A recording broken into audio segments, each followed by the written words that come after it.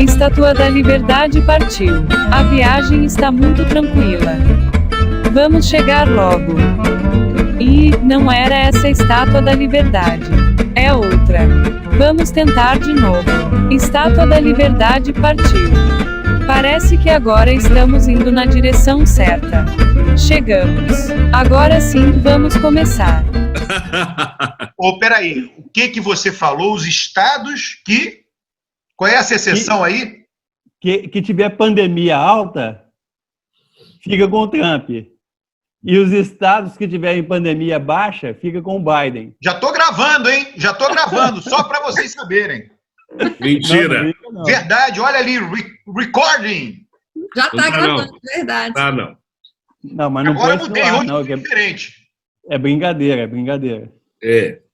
O Cristiano, olha aqui. Consciência negra, você tem, né, sei lá, como surgiu o feriado, né? Enfim, o que você tiver de coisa interessante sobre o feriado, eu gosto muito do nome do feriado, acho que foi muito feliz, viu? Já começamos mesmo? Sim, estamos gravando, é uma informalidade, tá todo mundo Então, feliz. bom dia, né? Então, bom Bom dia. Não teve um bom Eu fiz dia. questão porque essa Bom figura dia. rara, que se tornou uma figura rara, né, quis deixar de ser arroz de festa, o Eustáquio, José Eustáquio Alves. Não, Está escrevendo artigos importantes para a ciência brasileira. eu até acabei no artigo agora, mas eu estou tentando escrever um livro de demografia, assim, de mais longo prazo e tal, e estou tentando me concentrar nessa tarefa que não é muito fácil, não. Então, por isso que eu dei uma sumida. Mas olha aqui, hoje a gente está gravando no feriado da Consciência Negra. Eu levanto a bola aí para você, Cristiano, a origem disso. Você vê, o Rio de Janeiro, o feriado é no estado inteiro, porque foi quando a Benedita foi governadora. Em São Paulo é na capital, eu não sei, tem outros municípios também, mas não é no estado inteiro, em São Paulo, né? Porque foi quando a Marta foi a prefeita de São Paulo que instituiu esse feriado. Sim. Bom, um pouco de... Hoje é um dia difícil até, né? Depois, quando eu falar sobre isso, eu vou falar de um acontecimento importante hoje também pra gente. Esse feriado, né, ou Dia Nacional da Consciência Negra, ele foi proposto por um grupo do Rio Grande do Sul em 1971, que é o grupo chamado Grupo Palmares, que são ainda uma dessas células que formaram o movimento negro contemporâneo que a gente conhece dos anos 70. Então você tinha lá no início dos anos 70 uma série de grupos de resistência negra de diferentes vertentes políticas, né? Você tinha alguns ligados à esquerda, a grupos de esquerda, você tinha grupos culturais, religiosos, os afoxés da Bahia e tantos outros. Mas, enfim, esse grupo Palmares, que foi um grupo muito importante em Porto Alegre, é ele quem dá a ideia do Dia Nacional da Consciência Negra. A origem tem a ver com o que nós supomos ser a data da morte de Zumbi dos Palmares. Palmares foi um quilombo muito importante de resistência da população negra durante o período da escravidão, dando a entender, assim, por duas razões, né, que o 13 de maio não é uma data que representa a resistência negra, ele representa mais as negociações políticas do país e que, né, aquela coisa de que foi dado de cima para baixo e que não representa as reivindicações da população negra, e que o quilombo ou quilombismo ele seria uma representação iconográfica assim, muito importante para a população negra. Enfim, depois disso, essa data acabou sendo comemorada por muitos ativistas negros de lá para cá, né, celebrada como uma data muito importante. Até que em 1995 houve a Marcha Zumbi dos Palmares, que foi uma marcha em celebração aos 300 anos do que também nós acreditamos ser o assassinato do Zumbi dos Palmares. Algumas lideranças do movimento negro foram recebidas pelo Fernando Henrique Cardoso, que na época era o presidente do Brasil.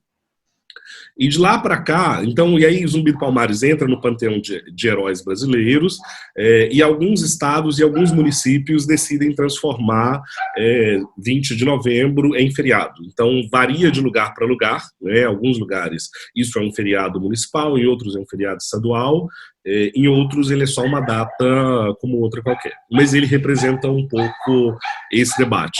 E diz muito sobre as questões que são importantes para a população negra ainda hoje em dia, né? Os desafios que nós enfrentamos, que são inúmeros, dos quais, desde que eu tenho participado desse programa aqui, eu tenho ressaltado muitos deles. Eu acho que hoje, especialmente, é importante ressaltar 3 aspectos da desigualdade racial no Brasil, ou de como ela opera, que são muito importantes. O primeiro deles ainda é sobre o mercado de trabalho.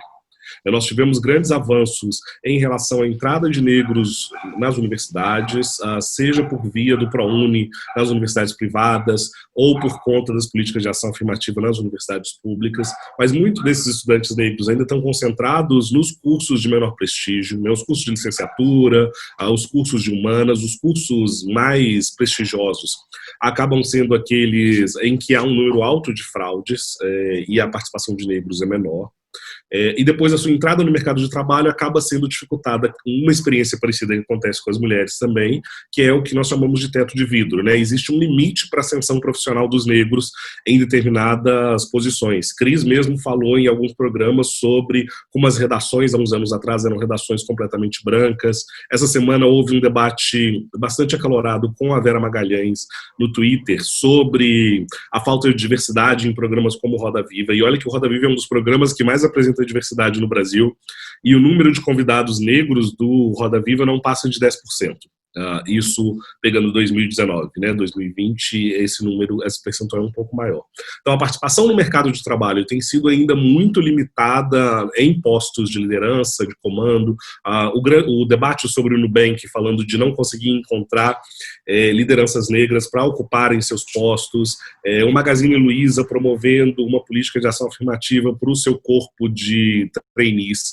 Tudo isso indica que esse é um espaço que ainda apresenta grandes desafios para a população negra.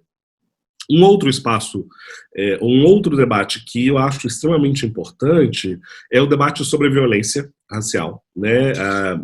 Que ela tem vários níveis. Ela tem um nível que é o nível do encarceramento em massa da população negra, ela tem um segundo nível, que é o nível da violência policial destinada à população negra. Não só violência policial, violência de Estado. Sobre o encarceramento em massa, nós também já falamos aqui bastante sobre isso, né? Mais ou menos 75% das pessoas encarceradas no Brasil são pessoas negras. 40% das pessoas que estão em cárcere hoje em dia não foram julgadas ainda. Existe uma seletividade do sistema de justiça criminal, então estudos já desde os anos 90, eu estou lembrando aqui dos estudos do Sérgio, qual que é o sobrenome dele? Adorno, que é um professor da USP, muito importante. Nos anos 90, ele fazia um trabalho, por exemplo, acompanhando os júris, mostrando como, mesmo com acesso a advogado, pessoas negras acabavam tendo penas muito mais duras, julgadas de maneira muito mais dura por crimes muito menores. A guerra às drogas ela é muito importante nesse debate sobre o encarceramento em massa da população negra, já que outros estudos revelam que, embora os maiores consumidores de drogas do Brasil sejam as pessoas brancas da classe média, as pessoas que vão presas por porte ilegal de drogas, entorpecentes, são pessoas negras com quantidade de drogas muito menores e tipos de drogas diferentes do que as pessoas brancas. Tem menos acesso à defensoria pública, menos acesso à justiça, recebem penas maiores, então é uma máquina de aprisionar pessoas negras. E a violência policial, que é gigantesca, e não só a violência policial, violência de todas as formas, né? Nós assistimos hoje, e eu comecei aqui falando, né, como o Dia da Consciência Negra, ele foi criado em Porto Alegre, e aí, de maneira irônica, e que na realidade como reflete muito a tragédia da situação da população negra no Brasil, um cara eu esqueci o nome dele agora, acho que é João Alberto, mas podemos conferir, que é uma pessoa... João Alberto Silva Freitas. Isso, João Alberto, de 40 anos, ele foi assassinado por 2 seguranças. É um vídeo nessa madrugada em Porto Alegre, no Carrefour. É um vídeo horroroso de se ver, assim, tão doloroso quanto aquele que levou ao caos mundial com o assassinato de George Floyd. Porque nós sabemos que, né, vai dar uma comoçãozinha de 15 minutos no jornal e depois todos nós vamos esquecer novamente, dizer que nada demais, enfim, essas coisas que nós dizemos no Brasil, de deslegitimar a dor essa tragédia que ocorre com as pessoas negras. Então, é uma violência constante, e esse tema da violência, o tema do mercado de trabalho e da representação política, que é o outro que eu queria dizer, eles são fundamentais para a população negra. Embora nós tenhamos, nessas eleições, um aumento tímido, mas importante, do número de candidatos negros, que pela primeira vez superou o número de candidatos brancos, eles ainda são, em sua maioria, para a vereança e não para os cargos majoritários. Nos cargos majoritários você continua tendo uma prevalência de homens brancos. Em 38% dos municípios brasileiros você só teve candidatos brancos. A proporção de candidatos negros eleitos para a vereança, ela demonstra as disparidades entre as regiões. Então, nas regiões Norte e Nordeste, você tem um número muito maior de candidatos negros que foram eleitos do que você tem nas regiões Sul e Sudeste.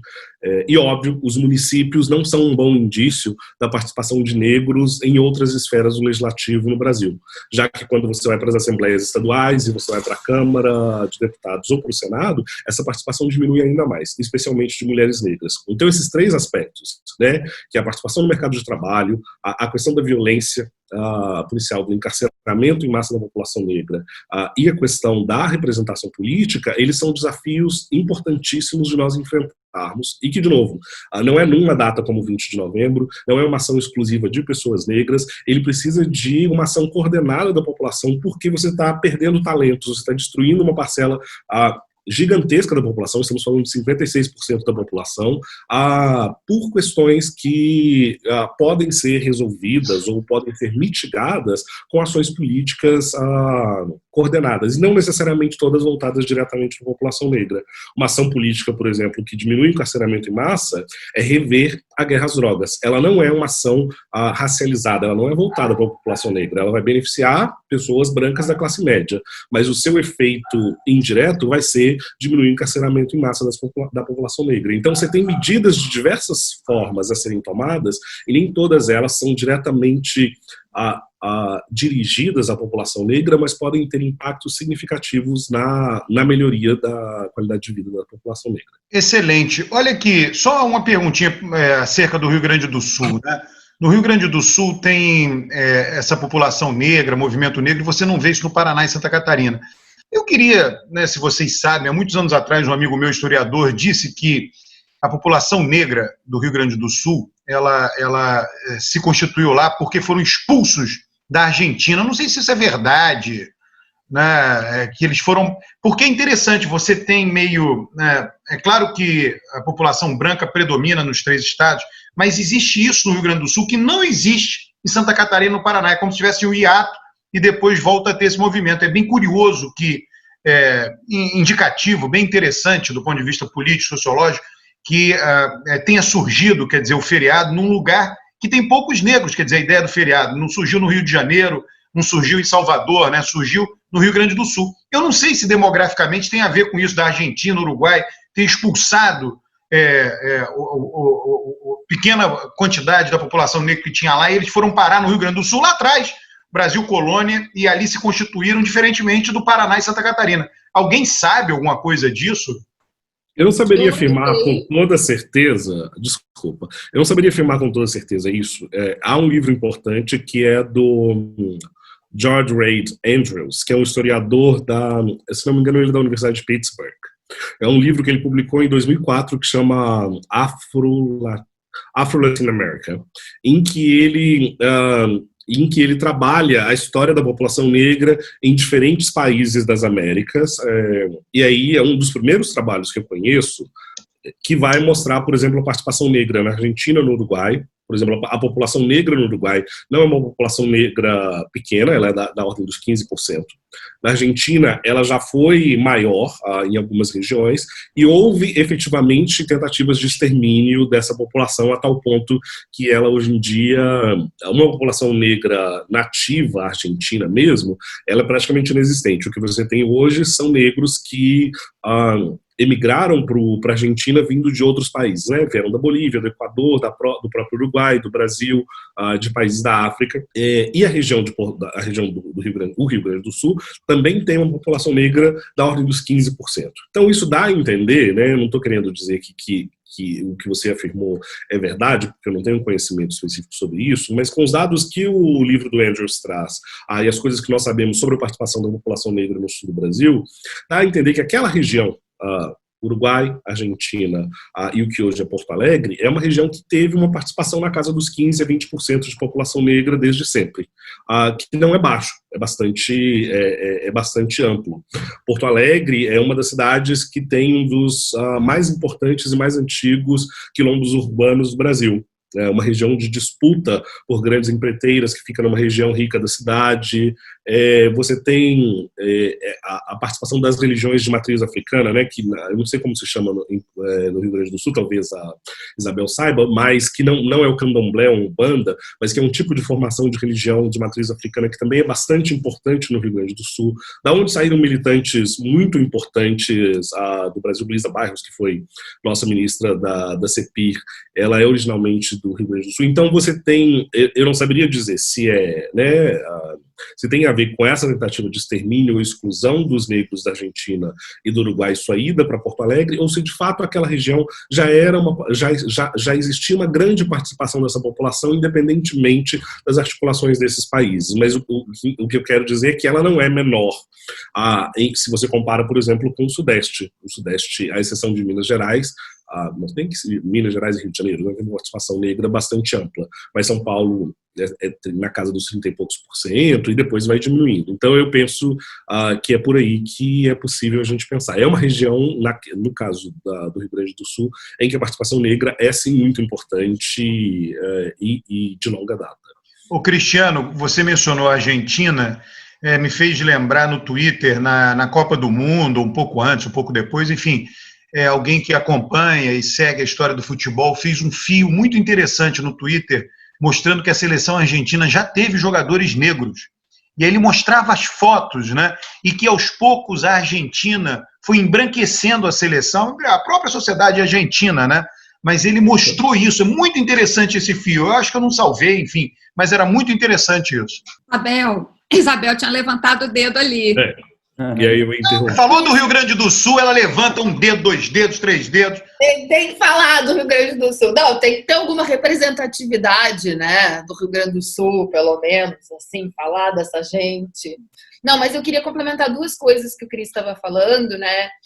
Embora, obviamente, ele tenha, inclusive por conta das pesquisas do Cris, ele tem muito mais legitimidade de falar sobre todas essas questões. Só lembrando que é algo que sempre me toca muito, a questão das mães, das mulheres negras, né? Porque as mulheres negras, elas acabam sofrendo outras violências por conta da morte, da perda dos seus filhos. Tudo isso que o Cris falou sobre os homens negros, né? Como os índices de prisão, de violência e tudo mais, e como essas mulheres, né, se organizam, e aqui no Rio isso é muito forte, assim, o movimento das mães de Manguinhos, essas questões elas me tocam muito também, né, como mulher, obviamente, não como mulher negra, mas como mulher, fico pensando no tipo de sofrimento que essas mulheres negras passam por todas as questões, e ainda por cima, pela quantidade de vezes que enfrentam a perda de seus filhos, né? Então, acho que isso também é algo que eu gosto, que eu acho que é importante lembrar no dia de hoje, por questões políticas mesmo, de luta dessas questões todas muito duras que a gente enfrenta, e eu, como estudiosa da violência e da justiça criminal, não posso deixar de falar o quanto isso me toca, como eu acompanhei casos trágicos de mortes de homens negros que foram julgados no tribunal do júri, e como essas mães sobrevivem, e como é duro sobreviver nesse lugar. Então, eu queria lembrar disso. E sobre o Rio Grande do Sul... Não, inclusive, a posição no mercado de trabalho no Brasil, a pior posição é das mulheres negras. Todo mundo sabe disso. As estatísticas são muito claras, eloquentes com relação a isso. E sobre o Rio Grande do Sul, acho que o Cris estava falando da região da Campanha, né? Que é uma região que levou muitos negros, sim, para a produção de charque. Então, isso é um pouco de mito, assim, não teve... tem um mito que rola lá no Rio Grande do Sul, não teve tanta escravidão no Rio Grande do Sul, é tudo uma mentira, né? Na verdade, teve muito, os negros foram absolutamente levados para as charqueadas, em condições tão terríveis como a gente sabe em todos os outros lugares do Brasil. Agora, o que houve, que eu acho que embranqueceu a população, que eu acho que de fato embranqueceu a população, foi posterior. foi quando vem os minifúndios, porque o Rio Grande do Sul é dividido em latifúndios e minifúndios. A parte de baixo do Rio Grande do Sul, para o canto, é muito cheia de latifúndios, e a parte mais de cima tem muito os minifúndios, que são os alemães e os italianos que foram para o Rio Grande do Sul, né, por conta de propostas de trabalho já bastante diferentes, em outro tempo. Então, acho que isso deu uma certa embranquecida. Agora, não tem como negar que foi violenta também a escravidão lá, e por conta das charqueadas, que era onde eles iam trabalhar. Sobre isso, Isabel, tem uma história que a gente ouve desde criança. Eu ouvi a história do Negrinho do Pastoreio, que é do Rio Grande do Sul, que foi uma coisa que eu ouvia isso na infância, e é uma história que me assombrava, né? Porque na história fala dos castigos corporais, né, que ele sofreu, e justamente esse personagem desse imaginário popular é justamente no Rio Grande do Sul. Eu quero falar, eu acho que o Cris e a Isabel já falaram do assunto de uma forma que... A gente tem que fazer um dia um programa só sobre o Rio Grande do Sul. Mas eu quero acrescentar uma rápida coisa antes da gente passar para os outros temas, inclusive nosso Taquinho, convidado especial, está aí aguardando, mas o Cris falou dessa coisa do mercado de trabalho. Eu volto a dar o exemplo no jornalismo, vocês já devem ter observado, se não observaram, observem, e eu acho que nossos seguidores também já devem ter observado isso. A Maju Coutinho é a apresentadora do Jornal Hoje. Então, você tem uma apresentadora... Eu tenho uma foto com ela, botei na internet, viu? Uma vez eu estive lá, bati uma foto com ela. Eu quero observar o seguinte, para fazer um paralelo com a história do mercado de trabalho, não basta você ter negros empregados, você precisa ter negros em posição de destaque, em posição de liderança. E a Maju é um exemplo claro de como isso provoca um efeito. Você pode observar no jornal que ela comanda como aumentou o número de reportagens sobre a população negra, sobre todos os aspectos. Reportagens mostrando o racismo, reportagens mostrando progressos, digamos assim, né, feitos, avanços. Por exemplo, um exemplo prático muito claro, o apagão no Amapá. Ele está prejudicando todo mundo no Amapá, mas, sobretudo, as comunidades mais pobres, entre elas as comunidades quilombolas, né? O Amapá é um dos estados que tem o maior número, creio que é o estado com o maior número de comunidades quilombolas registradas. No Jornal da Maju, foi feita uma reportagem sobre o impacto do apagão nas comunidades quilombolas. Ou seja, é o ponto de vista que muda, né? E a presença dela ali fez essa mudança, porque eu posso falar claramente, conheço as redações e acompanhei essa evolução. É diferente, por exemplo, se um produtor, né, que é uma pessoa numa função de menor destaque numa redação, propõe uma matéria sobre isso, e vamos pensar se a gente faz. É muito diferente a apresentadora propor. Eu nem sei se foi ela que propôs, mas eu acho que sim, pela quantidade de matérias que têm sido feitas com essa abordagem diferente. Então, faz sim muita diferença você ter negros e negras em posição de destaque nos seus campos profissionais. Eu acho que a Maju é um exemplo muito claro disso. E só antes de terminar, uma coisa muito rápida, que vocês estavam falando de pesquisas, eu queria lembrar que o Fernando Henrique Cardoso, a tese de doutorado dele é sobre negros no Rio Grande do Sul. Então, na verdade, é sobre Florianópolis. Foi publicada como livro, e ele tem um outro estudo que é menos conhecido, se eu não estou enganada, acho que não. Eu cobri a presidência dele e lembro disso aí. De ser comentado na época, ele tem um estudo também sobre negros em Florianópolis, mas é um estudo menos conhecido, não sei se vocês conhecem esses estudos. Na realidade, eu achava que a tese que era sobre Florianópolis, mas pode ser que seja do Rio Grande do Sul. O doutorado é do Rio Grande do Sul, com certeza. Florianópolis é um outro estudo que eu conheço menos, só queria lembrar disso. E mencionar também que um dos senadores de carreira parlamentar mais longeva é o Paulo Paim, negro do Rio Grande do Sul, que quase todo ano ele ganha o prêmio Congresso em Foco como parlamentar de melhor atuação. Acho importante registrar isso. Mas foi ele que propôs o Estatuto da Igualdade Racial. O prêmio do Congresso em Foco é inteiramente lavajatista. Ele tira todos os parlamentares com algum processo em cima, sabia? É um absurdo. Se você é um parlamentar que está sendo processado, você não pode concorrer ao prêmio. Rodrigo Maia não pode concorrer. É ridículo. Lá para ele... Não, você viu, se o cara é réu, Ele não pode concorrer ao prêmio, você já viu isso? Não, isso não tira o mérito. Mas não tira o mérito do Paulo Paim, que é um ótimo senador. Só falando para as pessoas saberem que mas não tira o mérito do Paulo Paim. Não, você pode ver, todos os parlamentares que ganham o prêmio são de esquerda, nenhum parlamentar de direita ganha o prêmio, então é totalmente enviesado. Não, imagina, eu já cobri Congresso em Foco, vários parlamentares de direita já ganharam o prêmio, Álvaro Dias já ganhou não sei quantas vezes. É lavajatista, você vê, é lavajatista. Mostra exatamente isso, é enviesado, totalmente enviesado. Mas não é só parlamentar de esquerda, não. Você tem Marcelo Freixo, você tem Carla Zambelli, você tem Bia Kicis, ali tem de tudo um pouco. Deus me livre, Bia Kicis é aquela... Não. É lavajatista, botou Lava Jato no Congresso em Foco, gosta. Lavajatista. Não, ela não ganhou. Olha só, o Prêmio Congresso em Foco, eu estou aqui falando porque eu conheço o Congresso em Foco, respeito os jornalistas que fazem o Congresso em Foco. O Silvio é totalmente lavajatista, o dono do jornal. É um defensor da Lava Jato. Não é. Silvio é uma pessoa muito correta. São várias categorias. Tem muito medo de pessoas muito corretas. Peraí, tá, Alberto, isso é uma outra discussão. Olha aí o Taquinho querendo falar e a gente não deixa. Só para ficar bem claro, tá? O Congresso em Foco tem várias categorias. É porque eu falei da Bia Kicis, o Cris ficou assustado, claro, qualquer um ficaria, mas ela não ganhou o prêmio principal, tá? Isso aí são várias categorias. Teve um ano que ela ganhou uma dessas. Ela esteve entre os melhores, mais votados, algo assim, tá? Bom, mas o Rodrigo Maia, lembrando, o Rodrigo Maia, que é o presidente da Câmara, já foi em vários mandatos, não pode concorrer, não pode ser votado, porque ele é réu. Você já viu isso, Isabel? Se o cara é réu, não pode concorrer ao prêmio. Parabéns para o inquisitorialismo no Brasil, até mesmo uma mera votação de um jornal online utiliza a mentalidade inquisitorial. Esse é outro... Alberto, tem que deixar o Taquinho falar, mas só um pouquinho, né? A gente não pode esquecer que isso é opinião pública, né? Tem que ter algum pouco de, né? Porque não é assim exatamente.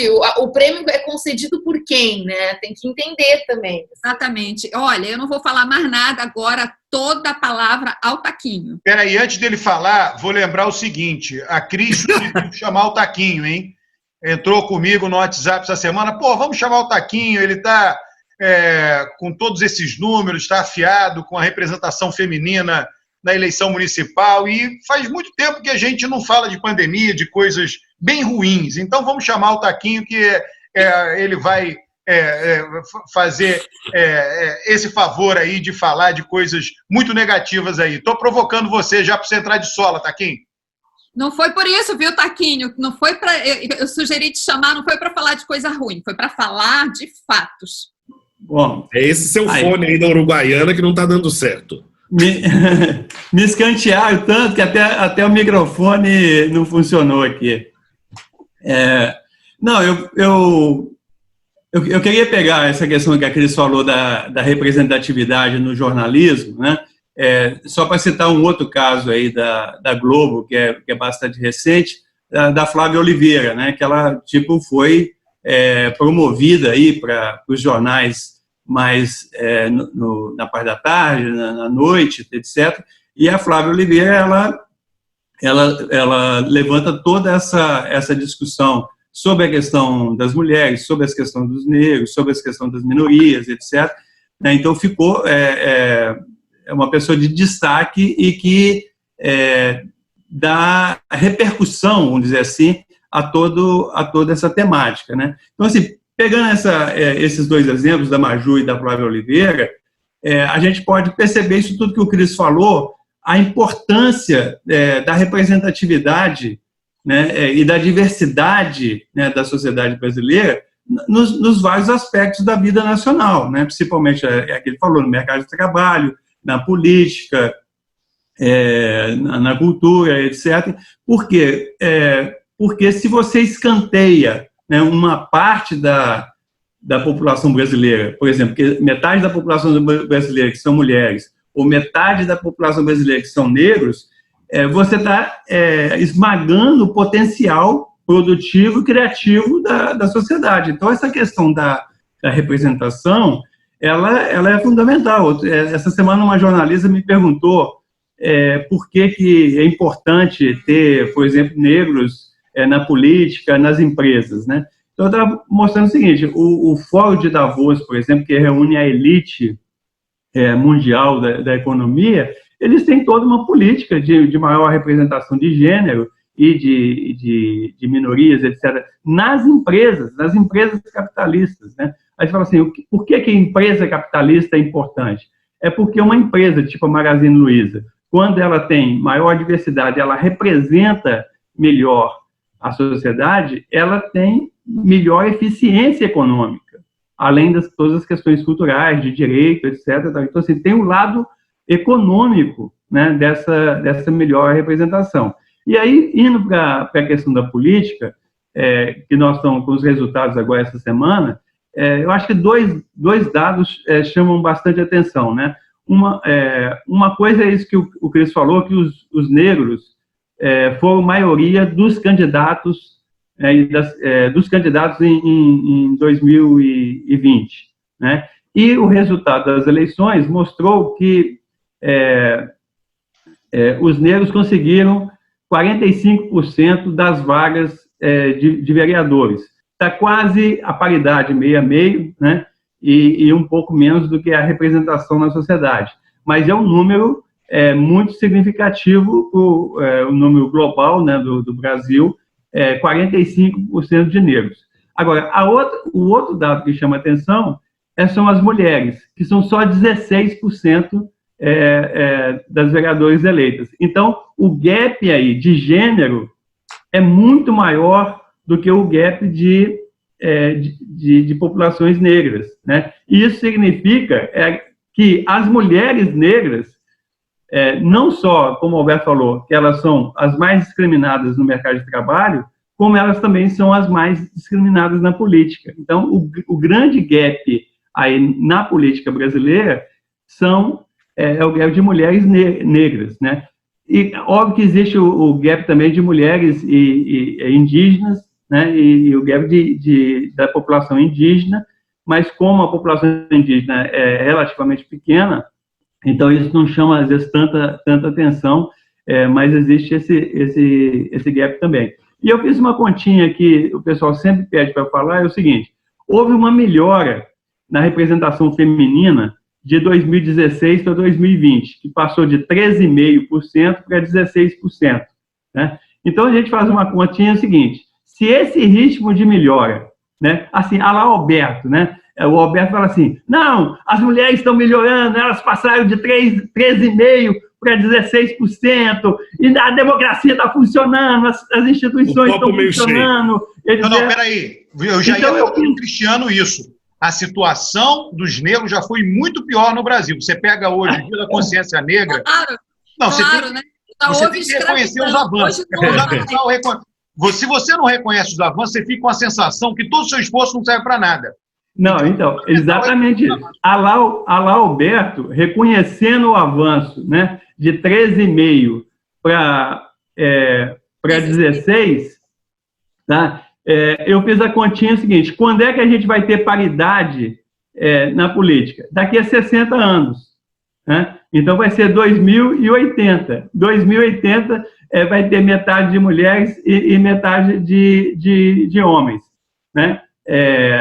Eu acho que é um ritmo muito lento.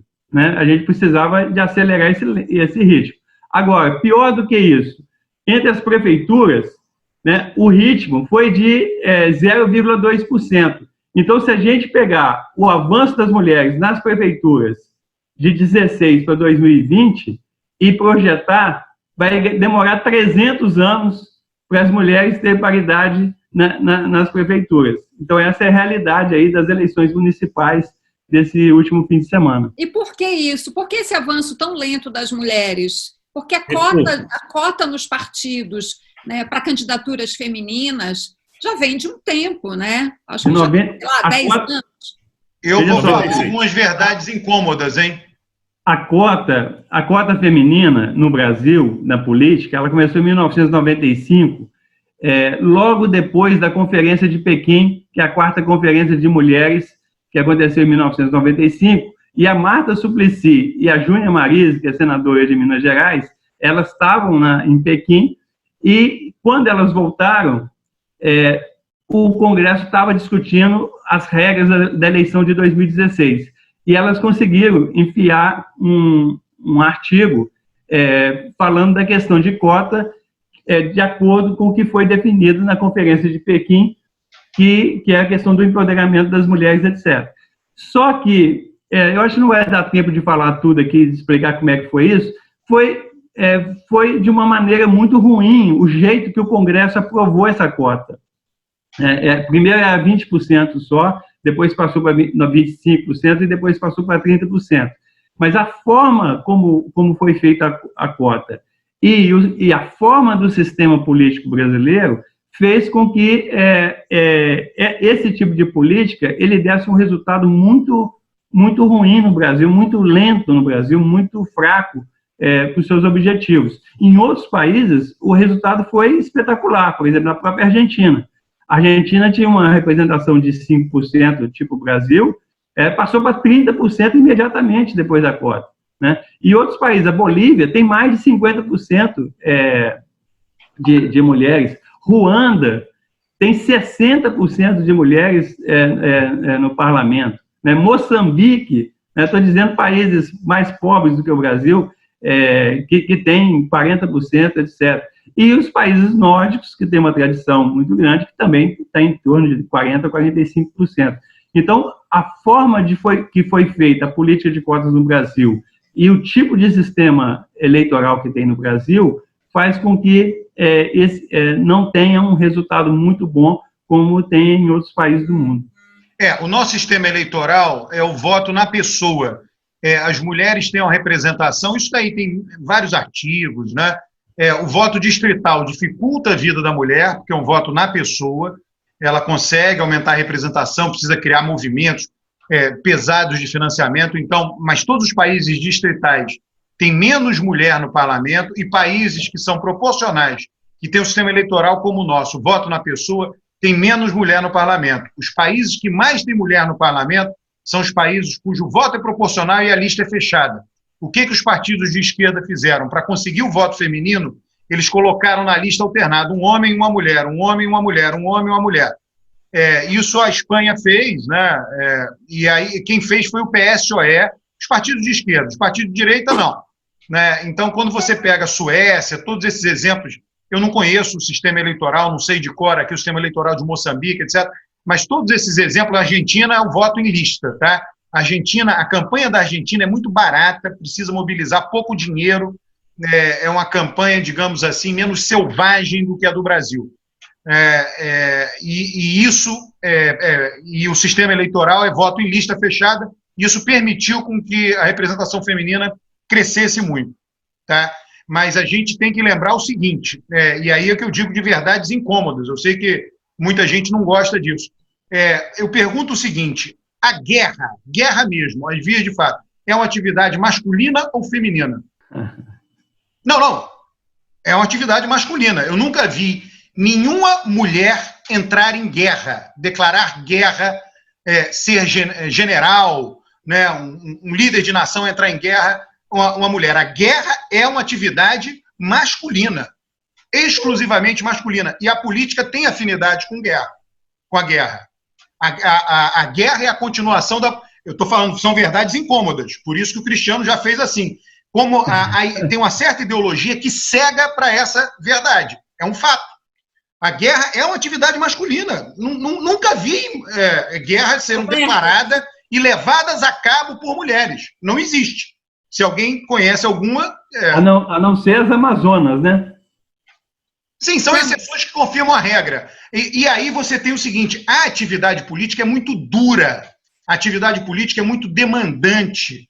Né? Nos países, você pega os países nórdicos, que o primeiro-ministro, ele vai de bicicleta para o parlamento, a atividade política, ela exige uma dedicação integral. Olha, eu conheço muitos políticos, eles não têm vida pessoal, eles não cuidam da família, eles não veem os filhos crescerem. Isso é normal. E muitos se tornam políticos de destaque depois que se separaram da mulher e criaram todos os filhos. Eles não têm compromisso nenhum com nenhuma família. E isso é um problema para a mulher entrar na política, é um fato. Alberto, Vocês estão ignorando, ou você, Alberto, está ignorando Margaret Thatcher, Angela Merkel, a São Jacinda... exceções que confirmam a regra, não estou ignorando nada. Eu quero ouvir o Cris, que tem muito a dizer, já falou muito sobre a consciência negra, importantíssimo, o Taquinho, que tem números, a Isabel como pesquisadora. Certamente, eu sempre estou aqui mais para aprender, para ouvir, do que para falar. É claro que eu acho que as mulheres não estão ainda, não têm uma representatividade à altura da importância delas e da participação delas na população mundial, enfim, seja o que for.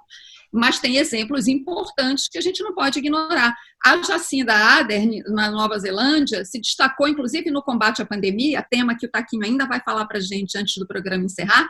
E, inclusive, várias vezes eu vi fotos dela no parlamento, dando de mamar para o filho e lá trabalhando, entendeu? Então, assim, não tem essa história de que política é uma coisa de guerra, uma coisa violenta e mulher não pode atuar. Sabe? Tá aí, estamos aí para jogo. Basta ver o resultado agora da eleição, inclusive com mulheres negras. Agora, isso provoca uma reação, né? Isso provoca uma reação. E aí, antes de encerrar, eu juro que a última coisa que eu vou falar aqui, e fazendo o link com a questão dos negros, a vereadora negra que foi eleita em Joinville, A primeira. começou a sofrer ataques racistas. E aqui eu só vou repetir o que ela falou. Vamos até o fim. Então é isso. Mulheres, negras, negros, vamos até o fim. Eu posso... Calma, eu tenho que fazer uma intervenção pelo bem da ética científica sobre o que o Alberto está dizendo. Eu acho que tem um argumento falacioso quando a gente começa a dizer que uma determinada opinião tem status de verdade porque ela está baseada em fatos pregressos. É uma maneira de interpretar o mundo. O fato de, até hoje, a política não ser um lugar que recepciona as mulheres ou recepciona outros grupos que não sejam os homens brancos proprietários, não quer dizer que esse espaço não seja um espaço para esses outros grupos. Significa que ele é um espaço inóspito para esses grupos. A maneira como o qual o Alberto apresentou a discussão me parece aquele livro horroroso, Animal Moral, que é um livro que basicamente vai ficar dizendo que nós, humanos, ficamos repetindo a evolução social, que tipo, tudo que nós fazemos pode ser explicado pelo fato de que um dia fomos caçadores-coletores e que quando éramos caçadores-coletores, as mulheres cuidavam das crianças, os homens iam à caça, os homens iam à guerra. Tipo, nós não somos, né, os seres humanos são animais sociais, assim, né? Somos animais gregários. A nossa natureza é social, diferente dos outros animais. Então, a guerra não é uma premissa, ou ela não é uma prerrogativa exclusiva dos homens, porque até agora só os homens guerrearam, mas porque existe alguma coisa da socialização masculina que faz com que nós sejamos mais aptos à violência. Se você pega o padrão de socialização masculina, o padrão de socialização feminina desde pequeno e observa quais são as atividades destinadas aos meninos, quais são as atividades destinadas às meninas, qual que é a distinção entre o trabalho do cuidado e o trabalho público, quando as mulheres são violentas, como é que quais são os estereótipos externalizados a elas, ou seja, todo o processo de socialização é feito para que as mulheres permaneçam na esfera do cuidado, do trabalho não pago e transformem isso numa tarefa de amor. E é isso que sustenta a prática pública de todos os homens. Né? Se não tem uma mulher cuidando de criança, se não tem... Calma, que eu quero terminar meu argumento. Se não tem uma mulher cuidando da casa, se não tem uma mulher fazendo o trabalho do cuidado, não tem homens na vida pública. E se não é a mulher esposa, se não é a mulher mãe, se não é a mulher filha, é uma mulher subordinada, mal paga para fazer isso.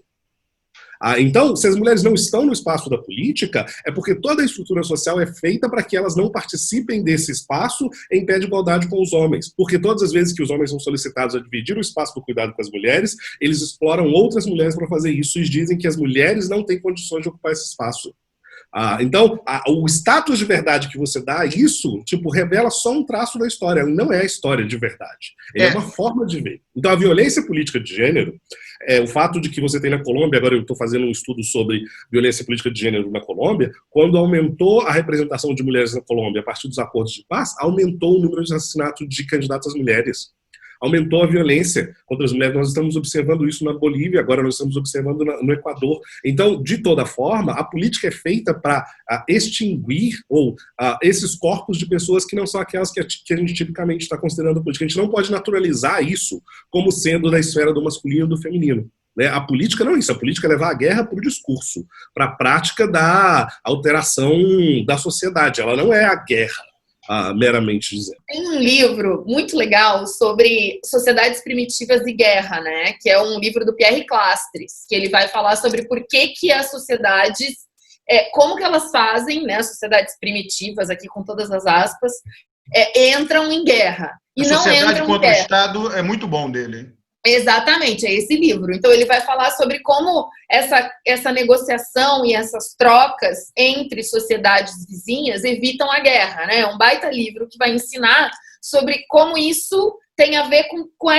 todo esse processo que o Cris está falando, que, na verdade, é uma socialização. Então, assim, e se a gente pensar na nossa sociedade ocidental, né, e com esses padrões e a maneira como homens e mulheres são socializados, e uns para a luta mesmo, né, essa coisa de socializar para a guerra, né? Porque você socializa as pessoas para a guerra, não é por causa do sexo que elas nasceram, né? Se elas nasceram homem ou se elas nasceram mulher.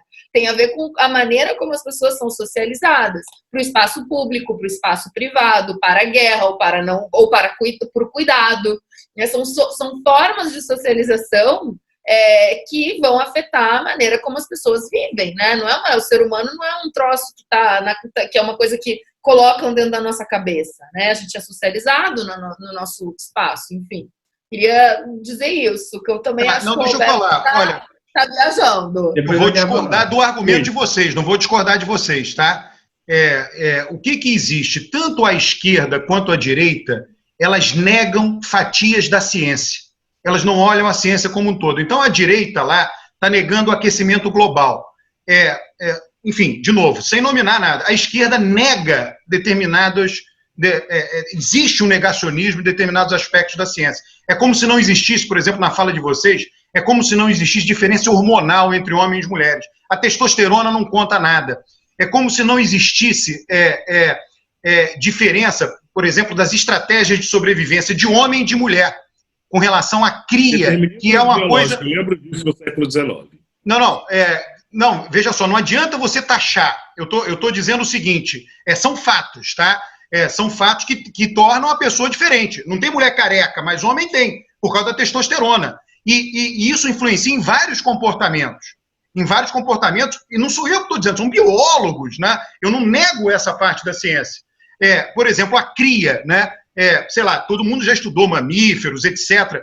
Quanto mais tempo alguém se dedica e dedica energia a fazer com que sua cria sobreviva, mais aquela cria está ali dependente dela, e isso daí está tudo comprovado, né? É uma literatura imensa. Você pega um peixe, o peixe põe 10 milhões de ovos, não cuida de nenhum, um sobrevive. O mamífero não tem um filho, ele tem que cuidar pra cacete, porque se ele não sobreviver, ele não toca para frente seu gene.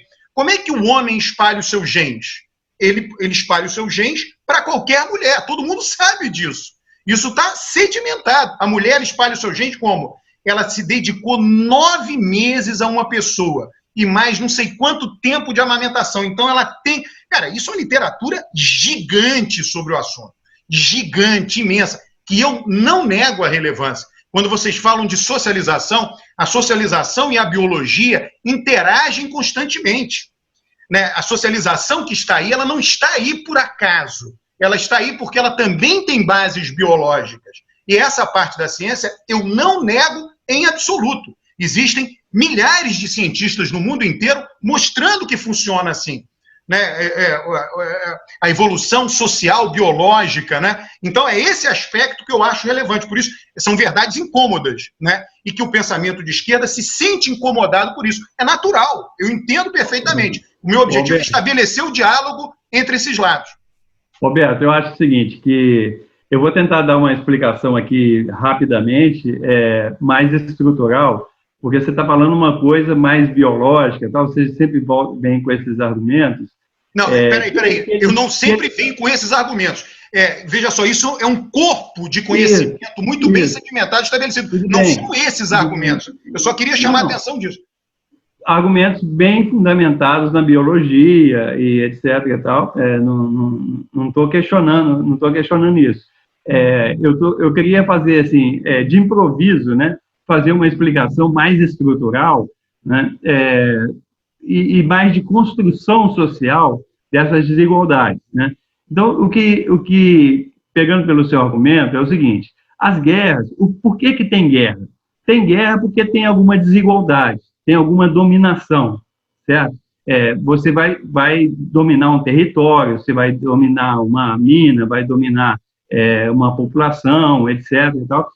Você não faz guerra à toa, você faz guerra para ter alguma vantagem para um determinado grupo, né?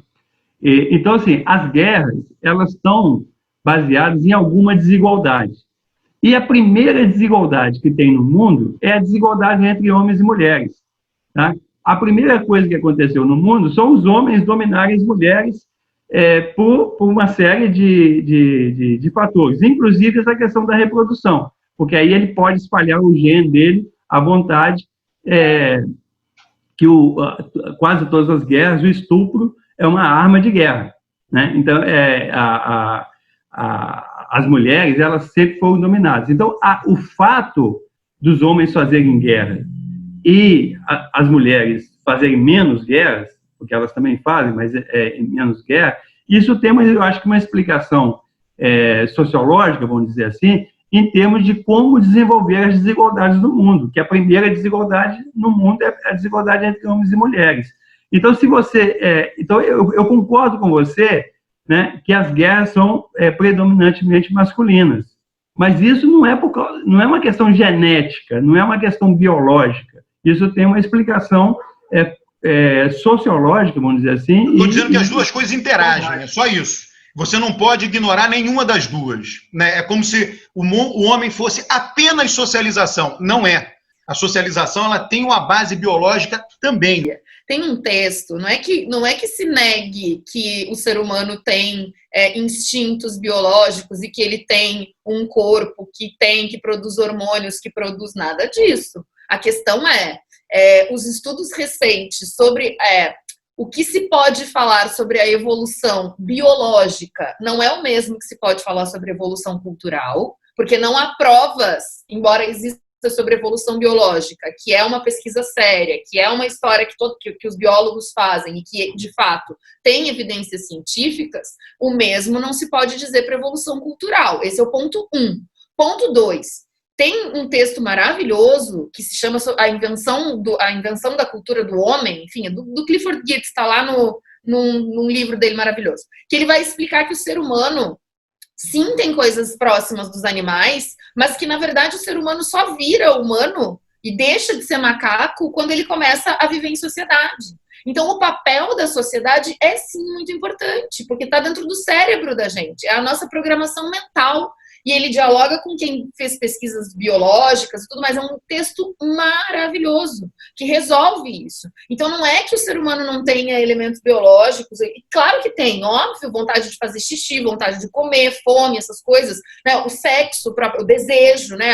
Não a maneira como se exerce esse desejo. Isso é cultural. Agora, desejo, procriar, isso tudo, obviamente, testosterona, óbvio que isso existe. Só que isso é muito mais afetado pela cultura do que, de fato, se pensa. Ou seja, é muito maior a programação mental do ser humano do que isso que existe no nosso cérebro, do que a biologia. Entende? É um pouco isso. E esses são estudos da década de 80, Alberto. São Isabel, tem um texto brilhante do Jared Diamond, é um livro esgotado, mas naquele livro, O Terceiro Chimpanzé, um dos capítulos tem um resumo disso. Por que o sexo é divertido? Why is sex fun? E ele mostra como se estrutura o sexo nas diferentes espécies. Ele começa no livro, né, o livro, como eu disse, está em PDF, ele começa imaginando um cachorro vendo a reprodução humana e mostrando como o cachorro acharia estranho o sexo entre os humanos. Várias coisas que a evolução nos habilitou. Por exemplo, a mulher não sabe quando está fértil no ser humano. Não sabe. Nem o homem sabe quando a mulher está fértil. Por que isso aconteceu desse jeito? Segundo esses caras, aconteceu o seguinte, para que eles criem um laço. Porque eles têm que transar várias vezes, isso leva a ter ocitocina, e aí eles começam a criar um laço afetivo. Isso é importante para você ter a cria, porque eles têm que ficar pelo menos 7 anos juntos para a cria ter um pouco de autonomia. Porque aos 6 anos tem ondas cerebrais racionais. Tem um nome lá para aquela onda, que é quando troca os dentes. Então, tem muitas coisas. A gente troca os dentes aos 6 anos. Por quê? Porque a partir dos 6 anos, a criança se torna mais racional e consegue proteger os dentes. Cara, isso é um corpo de conhecimento gigante, né? Que a ciência social não pode ignorar. Por que existe menopausa? E por que ela acontece na data que ela acontece na vida da mulher? Tem uma explicação para isso. Por que a avó não pode engravidar? Quer dizer, quando a mulher caminha para ser vó. Porque ela passa a ter um papel. Só que isso vem de longa data. Só que os cientistas sociais negam a importância disso. Tudo bem, mas você está negando algo relevante.